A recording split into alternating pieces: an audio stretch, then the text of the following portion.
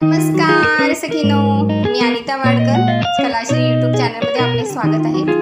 आज आपण पाहणार आहोत हळदीच्या पानातील भागवत न करता गव्हाच्या पिठाच्या आणि तांदळाच्या पिठाच्या पातोळ्या। तर साहित्य पाहूया। तर मी घेतले 4 चमचे आपलं गव्हाचं पीठ आणि 4 चमचे आपलं तांदळाचं पीठ। तर हे दोन्हीही भागवत न करता आपल्याला भिजवून घ्यायचं आहे। तर इथं पुरणासाठी ओलं खोबरं खवून घेतलेलं आहे, पांढरे तीळ आणि थोडीशी मिरची पावडर। तर चला कृती पाहूया। कढई आपली गरम झाली आहे, त्याच्यात आपण पांढरे तीळ भाजून घेऊया।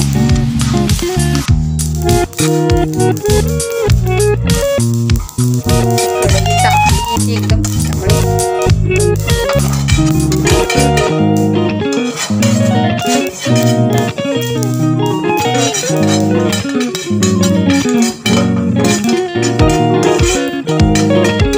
भाजायला फार वेळ लागत नाही, 1-2 मिनिटात आपले भाजून होतात। आपण याच्यात घालणार आहोत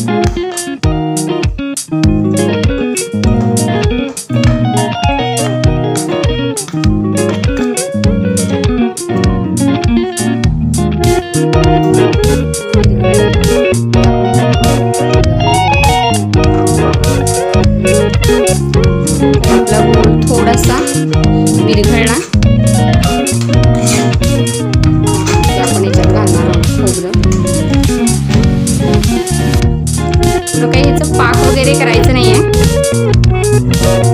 आपण मोदकाच्या पुरणासाठी कसं सर्वसाधारण शिजवून त्याप्रमाणे सारण घट्ट होता कामा नये।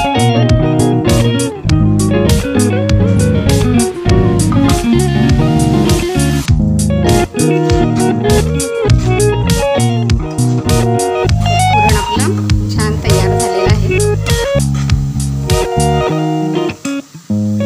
आपण याच्यात घालणार आहोत तीळ आणि आपली वेलची पावडर।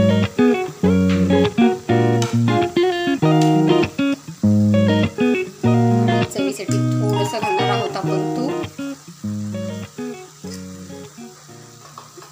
छान मिक्स करून घेऊया।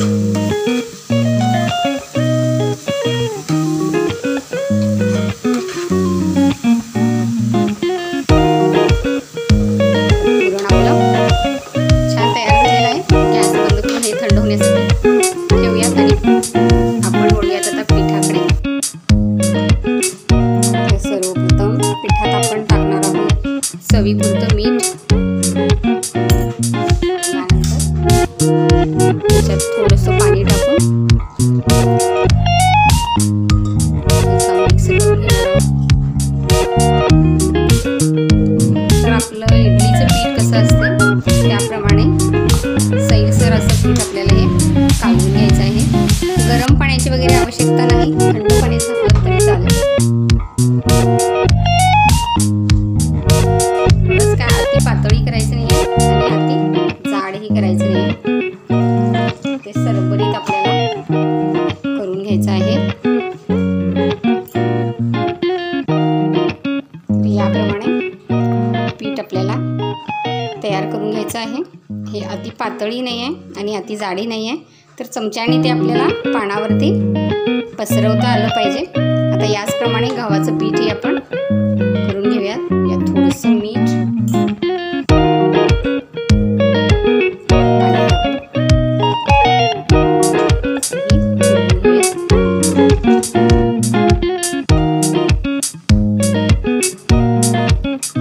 तर याप्रमाणे गव्हाचं पीठ तयार झालेलं आहे।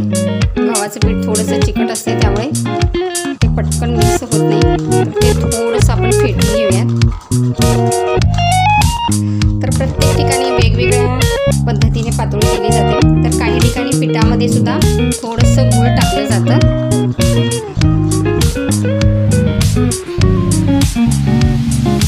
गूळ, काही ठिकाणी खसखस सुद्धा टाकली जाते, तर काही ठिकाणी तांदूळ भिजवून त्याच्यात ओलं खोबरं टाकून ते मिक्सीला लावून सुद्धा पीठ तयार केलं जातं। याप्रमाणेच मी आता इथे तयारच पीठ घेतलेलं आहे। तर दोन्ही आपले पीठ तयार झालेली आहेत। आता आपण आपली कट केलेली पानं आहेत ती पुसून घेऊयात.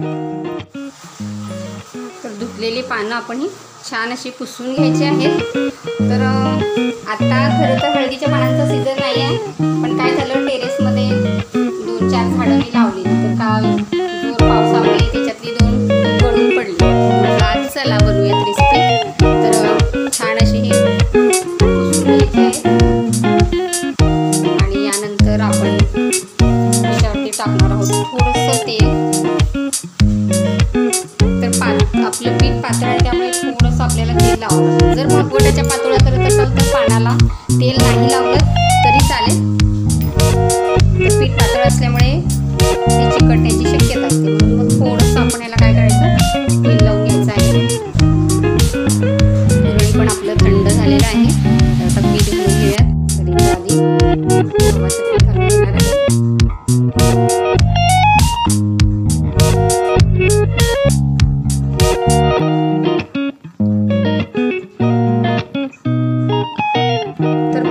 केलं तर काय होतं ते आपल्याला हाताने खूप वेळ पसरवावं लागतं आणि हे पातळ असल्यामुळे काय होतं आपणच पटपट पसरलं जातं. याप्रमाणे इकडे घालून घेऊया.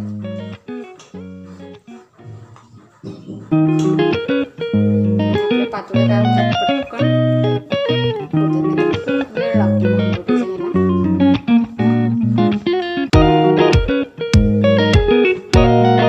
तर एकदम पातळ इथं लावायचं नाही.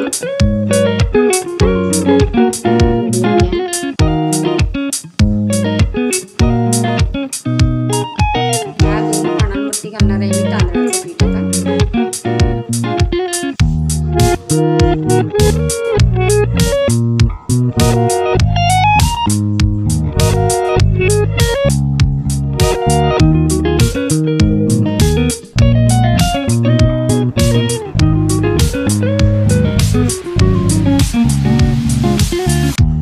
काही ठिकाणी काय केलं जातं, उकडे तांदूळ असतात ते रात्री भिजत घालतात आणि मग सकाळी ते मिक्सीला लावून त्याच्यामध्ये खवलेला नारळ घालून ते मिक्सीला लावतात आणि जाडसर करून त्याच्या पातोळ्या करतात. पण उकडलेल्या तांदळाच्या थोड्याशा काय होतात घट्टसर होतात, त्यामुळे मी घेतलेलं आहे इथं धुतलेल्या तांदळाचं पीठ. तर याप्रमाणे ते पसरवून घ्यायचं आहे आणि आता आपण याच्यावरती घालणार आहोत आपलं केलेलं पुरण. तर पुरण मस्त एक साईडलाच घालायचं आहे.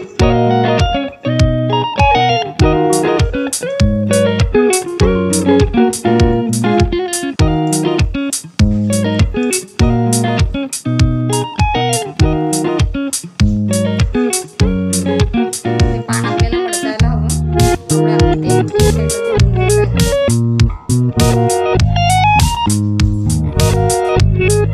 तर याप्रमाणे पुरण घालून हे पान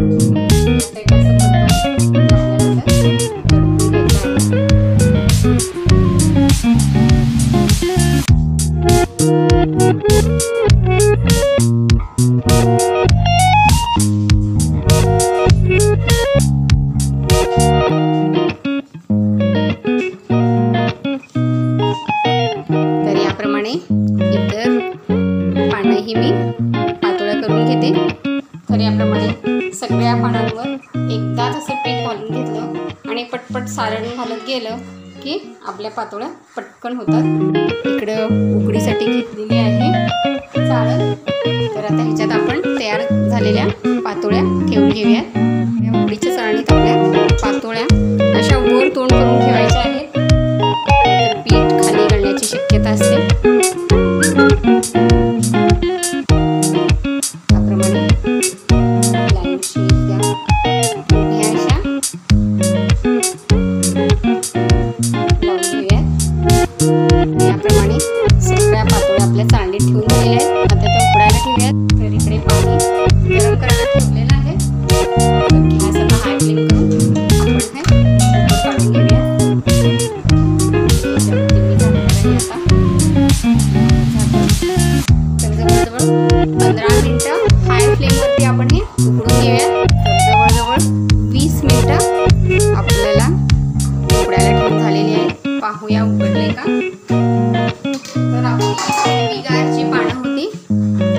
थोडीशी पॅरोट कलर लाल कलर झालेले आहेत आणि ह्याच्यावरतीच आपल्याला कळते की, तर हे पहा, हे पान थोडंसं असं लालसर झालेलं आहे.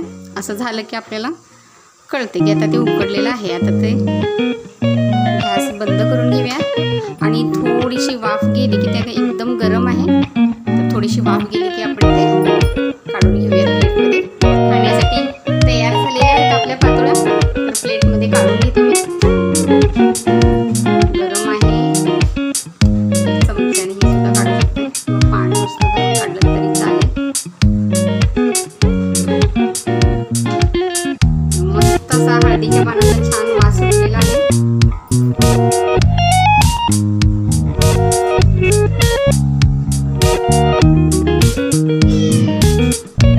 याप्रमाणे प्लेटमध्ये काढून घेऊयात आणि थोडंसं ते थंड झालं की आपण त्याचं पान काढून घेऊया.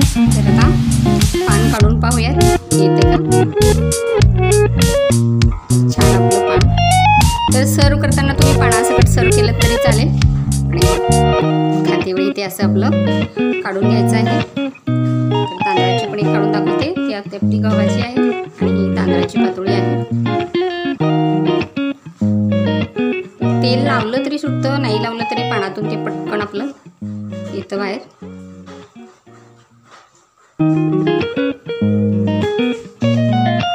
मस्त असा हळदीच्या पानांचा घमघमीत वास सुटलेला आहे. मस्त अशा आपल्या पातोळ्या आता तयार झालेल्या आहेत आणि खाण्यासाठी रेडी आहेत.